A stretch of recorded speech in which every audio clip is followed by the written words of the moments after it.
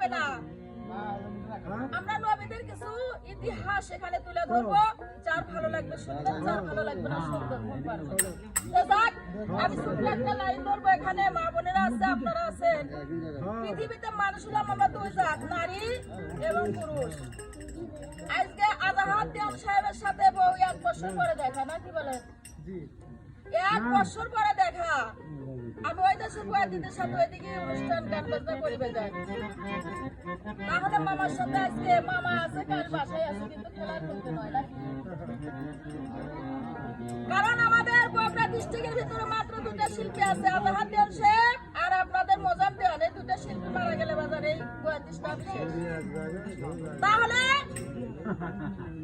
তারা কখন মারা যায়?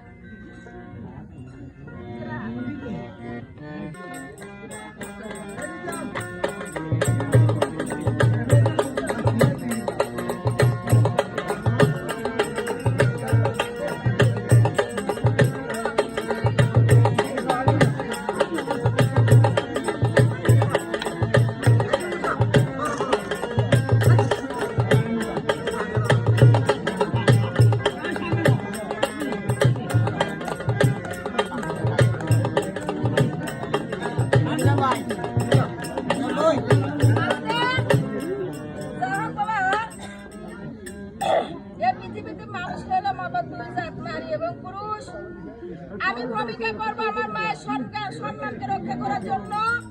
আর আপনাদের এই যে বিপক্ষ সুপরিচিত শিল্পী আপনাদের সাথে সাথ নাকি আপনাদের সম্মানকে রক্ষা করার জন্য চেষ্টা করবে। কিন্তু আজকে এখানে আমরা যে লাইনটা ধরবো, পাকে পাক পাঞ্জাতন নিয়ে কথাটা আলোচনা হবে, কিন্তু লাইনটা হবে অর্ধেক শরীয়ত অর্ধেক ইলমে মারফাত।